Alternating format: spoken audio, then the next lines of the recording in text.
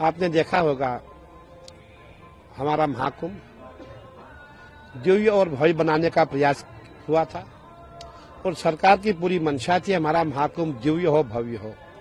और हमारे माननीय मुख्यमंत्री जी ने पूरे प्रयास किए, मेला प्रशासन ने पूरे प्रयास किए, परंतु अचानक एक घटना घट जाती है। ऐसी दुर्घटना जिसमें पूरी शोक की लहर छा जाती है। हम भी दुखी हुए, हमें भी पीड़ा हुई। देखिए, अचानक क्या हो जाता है, करोड़ों की संख्या में श्रद्धालु आ रहा है और सबका रुझान जो है संगम नोज की ओर है। और मैं जानता हूं, पूरा प्रयागराज जानता है, संगम नोज जो है वहां इतना बड़ा क्षेत्र नहीं है जहां करोड़ों की संख्या में श्रद्धालु वहां पहुंचे, स्नान करें। और जो हमारे मेला डीआईजी है, उन्होंने खूब प्रयास किया कि संगम नोज पे श्रद्धालु ना जाए, परंतु श्रद्धालु का मैं यही कहना चाहूंगा, कभी कभी क्या होता है कि कुछ अनहोनी जो होनी होती है उसे कोई रोक नहीं सकता है। और मेला डीआईजी ने माइक उठाया, अनाउंस किया, पूरी पुलिस लग गई कि भाई इनको रोका जाए, संगम नोज पे रात का समय है, वहां हमारे श्रद्धालु, कहीं श्रद्धालु सोए हुए थे।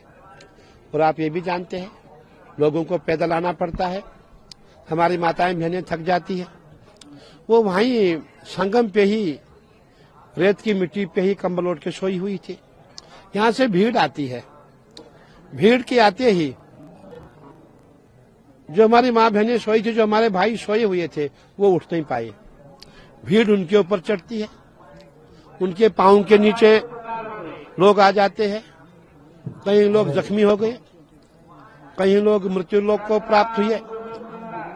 अब लेकिन तब भी पुलिस ने बहुत अच्छा काम किया, तुरंत उन्होंने भीड़ को रोका, तुरंत पूरी बैरिकेटिंग बंद की, क्योंकि उस समय लोगों ने बैरिकेटिंग भी तोड़ दी थी। अब जब बैरिकेटिंग तोड़ के लोग जा रहे हैं, अगर उस समय में पुलिस डंडा चलाती, वो भी अच्छा मैसेज नहीं था, तब भी भगदड़ मचती। इसीलिए पुलिस ने यही चाहा कि भीड़ को बिना डंडे के पीछे किया जाए, परंतु तो जहाँ करोड़ों की संख्या में भीड़ है वहाँ पुलिस कंट्रोल कैसे करती।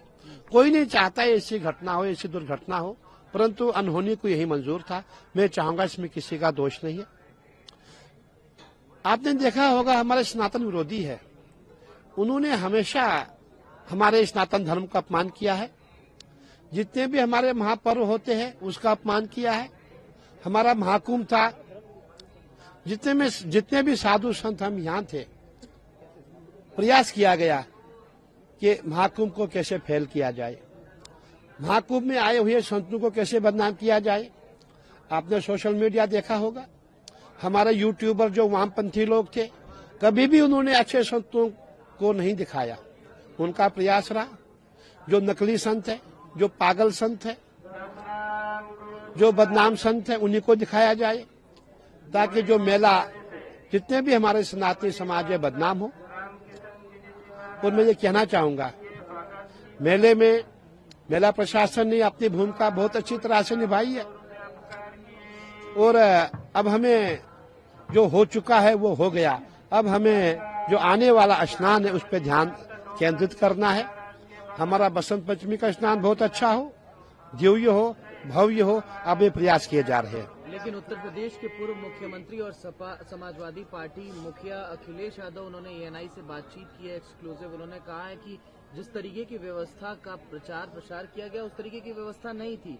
अब चाहिए कि जितने लोग मिसिंग हैं उनकी एक रिपोर्ट सरकार बना करके दे, और व्यवस्था ठीक नहीं थी कहीं ना कहीं। देखिए, जो मिसिंग की बात आप कह रहे हैं, हमने भी देखा, हमारे अखाड़े से भी करीबन 12 लोग मिस हो गए थे। हमने फोन किया, हमने पुलिस को भेजा, वो लोग नहीं मिले, लेकिन वो लोग कल शाम को पुलिस लेकर के हमारे पास लेके आ गई। पुलिस का पूरा प्रयास है, जो भी हम सूचना देते हैं, जो भी हम जानकारी देते हैं, जो जो मिस हुई है उनकी खोज की जा रही है। क्या वो अस्पताल में है, क्या वो किसी और कैंप में है, पूरा खोजा जा रहा है। मैं ये कहना चाहूंगा कि इस समय हमें किसी पे आरोप लगाना उचित नहीं है। हमारा प्रयास यही होना चाहिए, हमारा महाकुंभ अच्छा हो। और जो लोग ये कह रहे हैं, जो आरोप लगा रहे हैं, मेरा ये मानना है, जितना विरोधी पक्ष है, जो सनातन विरोधी है, इन्हीं के कारण इनकी नजर इस मेले पे लग गई। मुझे कहने में कोई संकोच नहीं है, जो हिंदू विरोधी है उनकी नजर हमारे महाकुंभ पे लग गई, इसीलिए ऐसी दुर्घटना घटी है। आपने पहले कहा कि कहीं न कहीं कोई साजिश। बिल्कुल, देखिए आपने देखा होगा कहीं भी जब महाकुंभ होता है, आपने ऐसे भी देखा होगा कि उस समय कहीं लोग बीच में अनजान बन करके कोई ऐसा कुछ पत्थर मारेंगे जिससे पूरी जितनी भीड़ है सब तितर बितर हो जाए, धक्का मुक्की हो जाए। इसलिए ये भी जांच का विषय है कि अगर हो सकता है किसी की साजिश हो, इसीलिए जो कमेटी का गठन हुआ है बहुत अच्छा हुआ है और कमेटी अपना काम करे। और मैं समझता हूं कि बहुत जरूरी है कि अगर किसी के द्वारा ऐसा हुआ हो उसको सामने लाया जाए।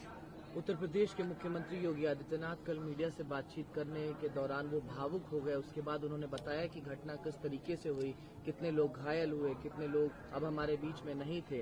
उन्होंने कहीं न कहीं प्रशासन के बारे में बताया कि प्रशासन किस तरीके से मौके पर मौजूद है और काम कर रही है। बिल्कुल आपने सही कहा, हमने भी खुद योगी जी को सुना, हमें भी दुख हुआ। जो उनकी पीड़ा है हमें भी पीड़ा है, सबको पीड़ा, पूरे देश को पीड़ा है। योगी जी रोने लग गए थे क्योंकि योगी जी का हृदय बहुत निर्मल है।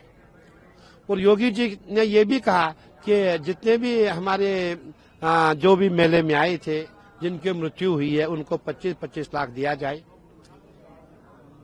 अब हमारा मानना है कि जांच तो होगी, अवश्य होगी, लेकिन हमें ये भी देखना है कि जो आगे जो बचे हुए हमारे कुछ दिन है, कुछ शेष दिन है, कुछ हमारा जो महाकुंभ है, हमें उस पर ध्यान देना चाहिए। और हम ही प्रयास करेंगे बसंत पंचमी का स्नान बहुत अच्छा हो, और सरकार का भी प्रयास है, हमारा प्रयास है। मैं कल की बात आपको कहने जा रहा हूं। जब हम कल स्नान में जा रहे थे, मैंने उस समय देखा सरकार ने बहुत सुंदर व्यवस्था बनाई थी। जो भी हमारे अखाड़ों के स्नान होते हैं, हमारे साथ लाखों की संख्या में श्रद्धालु होते हैं, संत महात्मा नागा सभी हमारे साथ होती है, माताएं बहनें हमारे साथ होती है। और सरकार ने कल हमारे लिए बैरिकेडिंग लगाया हुआ था, पूरे जाल लगाए हुए थे। और उसके पश्चात हमें स्नान के लिए पूरे घाट को बहुत ही सुंदर रूप से बढ़ाया गया था। तो कहने का तात्पर्य सरकार ने अच्छा काम किया था और आगे भी अच्छा काम करेगी, लेकिन किसी पे दोष लगाना उचित नहीं है। मैं अंत में यही कहूंगा कि जो हमारे विधर्मी है, जो हमारे सनातन विरोधी है, उनकी नजर जो है इतनी खराब है, उनकी जो नजर है इतनी बुरी है कि जिसके कारण ये भगदड़ मची, उनकी नजर हमारे मेले को लग गई। मैं यही कहना चाहूंगा।